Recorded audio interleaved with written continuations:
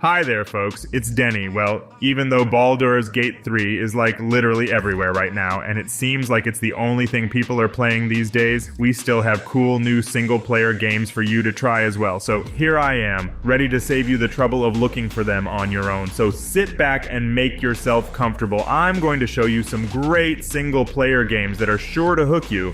But before we begin, don't forget to hit the like button and subscribe if you're new to the channel. Okay, let's get started. Do you miss adrenaline and dynamic gameplay? The perfect place to get it all? Good old Crossout. Tense battles, dozens of different vehicles, and hundreds of parts for their customization are waiting for you. You can make a powerful, bulletproof tank and destroy your enemies just by the look of it. Or make something smaller, but fast, and get in the back of unsuspecting enemies. In any case, Crossout is the best place to show everyone who is a real pro. Download the game at the link in the description.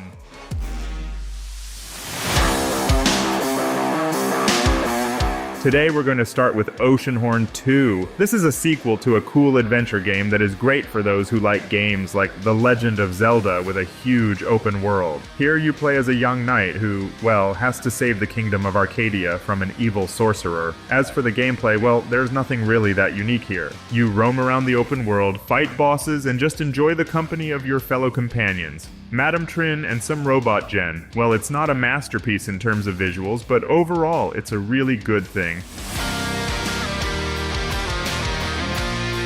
And if you want something scary, I have Welcome to Kowloon for you. It's a first-person indie horror game. You find yourself in the most densely populated part of China, Kowloon. Here you are looking for cheap accommodation, but you soon discover that the locals are, well, not as ordinary as they seem at first. They all have their little secrets hidden away from prying eyes. But anyway, as for the gameplay, it's kind of an adventure with item hunting and puzzle solving. Moreover, the game has several endings that depend on your actions and choices. So, make your decisions wisely.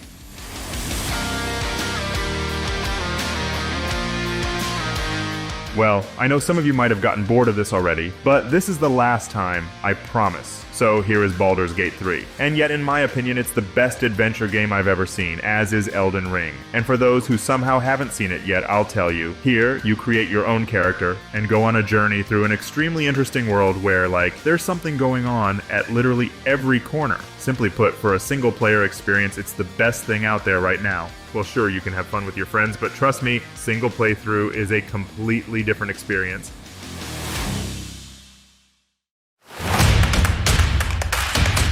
Next, we have Ratchet Clack Rift Apart, which is a continuation of the adventure platformer series that started back in 2000s for PlayStation 2. Well, the game's plot continues the story of Ratchet and Clank, two friends who travel around the planets and save the galaxy from all sorts of villains. And this time, they have to face Dr. Nefarious, who has stolen a device that allows him to travel between different dimensions. Nefarious wants to find, a nice cozy dimension and take it over. Ratchet and Clank try to stop him like real heroes, but as fate would have it, they get separated and end up in parallel worlds. Both story and gameplay here are absolutely top-notch, so you should definitely try this game.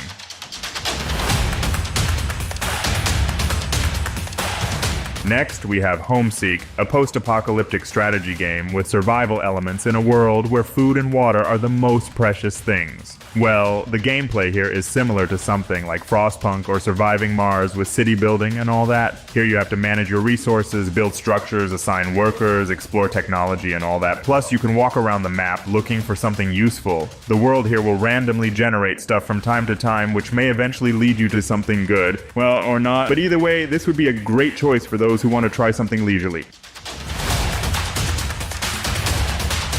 Let's keep the construction topic going a bit further and take a look at Techtonica. Here you are taken beneath the surface of an alien planet where you have to build factories, mine resources, and generally ennoble the place. Basically, the gameplay here involves two elements: building factories and exploring caves. That is, you will create all sorts of different machines and connect them with conveyors and pipes, and then crawl through the rocks searching for something useful. And yes, be ready that there are literally millions of machines here, so you will have to build a real factory here.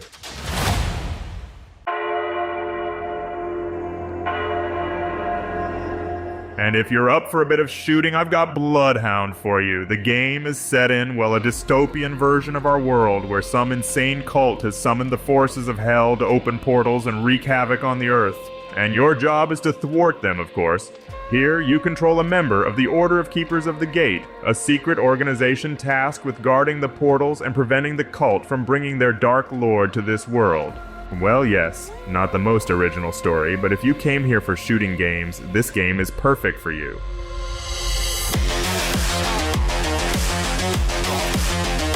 Let's get back to the horror game topic a little bit and take a look at Gylt. This game is about fears, nightmares, and bullying. Here you are, a little girl, Sally, who is searching for her missing cousin Emily in the ominous town of Bethelwood. So, if you like puzzles, stealth, and some action, then this will be a good choice for you. The puzzles here are mostly about finding keys, switching levers, so you won't have to strain your wits too much. But still, since this is a horror game, you will have to think over your actions so that you don't fall into the clutches of monsters. So be prepared.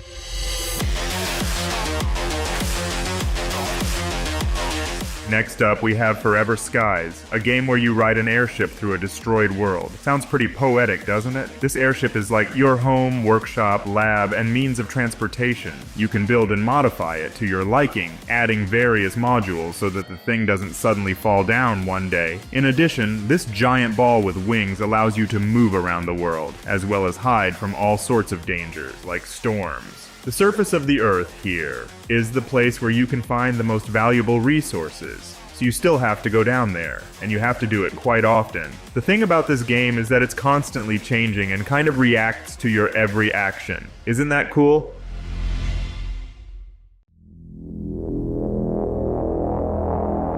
Another shooter for today is Trepong 2, inspired by a true classic of the genre, Fear. Here you control a super soldier. You wake up in a secret laboratory of a corporation that is engaged in unscrupulous human experimentation, and then will embark on an escape plan. Your task is to uncover the mystery of your past, learn the truth about the corporation and its evil plans, and fight literally thousands of enemies who will try to thwart you. The main thing about the game is the combat system, which combines elements of stealth, mile fighting, and shooting. You can also use your superpowers like time dilation, invisibility, or super speed. In short, this game is amazingly dynamic and spectacular. Like, every shot leaves a trace on the walls and floor, every punch causes a bloody fountain, and every explosion scatters shards and corpses of your enemies. And it looks very good, I'd say.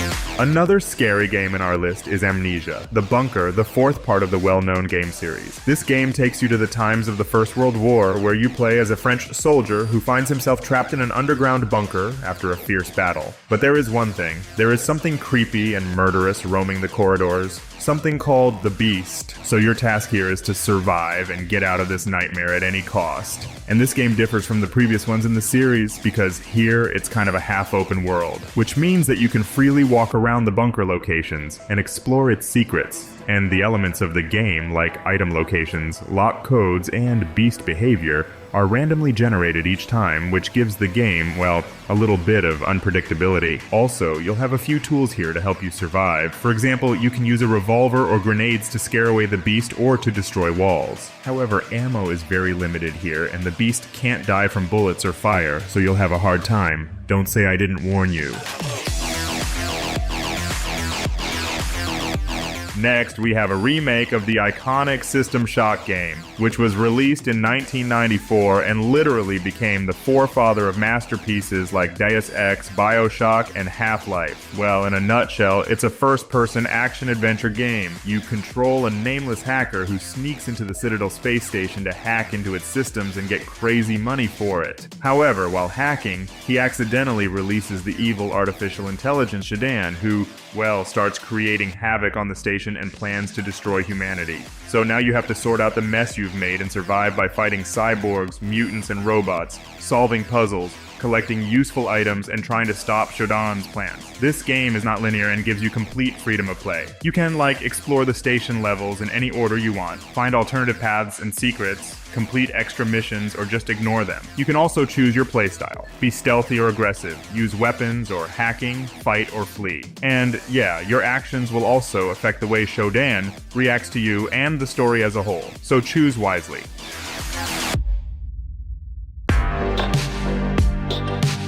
Next up we have Planet Lana, a colorful puzzle platformer with a side view. This game will tell you the story of a girl Lana and her true friend, a cute animal named Mui. They live on a planet that used to be a paradise for humans, flora and fauna and all, but has now become, well, an arena for war between a faceless army of machines and living creatures. Lana and Mui set out to find someone dear to them but face dangers, puzzles, and mysteries along their way. And guess what? There's no combat system, so you have to rely entirely on your cunning and intuition.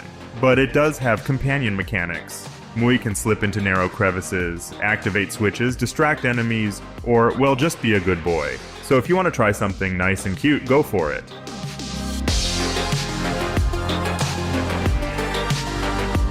The last spell is a cool tactical strategy game. Here you have to defend the last bastion of humanity from hordes of monsters created by magic. This game combines the mechanics of turn-based tactics, survival strategy, and roguelike genres, and lets you control a group of heroes who must protect the mages performing a spell that can save the world from disaster. Well, the gameplay here is divided into two phases, daytime and nighttime. During daytime, you have to manage resources, construct and improve buildings, set up traps and barricades, recruit and train new heroes, and assign equipment and skills. And when night falls, you have to fight monsters using different weapons, magic, tactics, and combo attacks. But be ready that each night will be more difficult and dangerous than the previous one, so you will have to prepare well for each battle and adapt to the situation right in the course of the fight. Moreover, this game will appeal to all fans of pixel graphics because it is very colorful and nice looking here.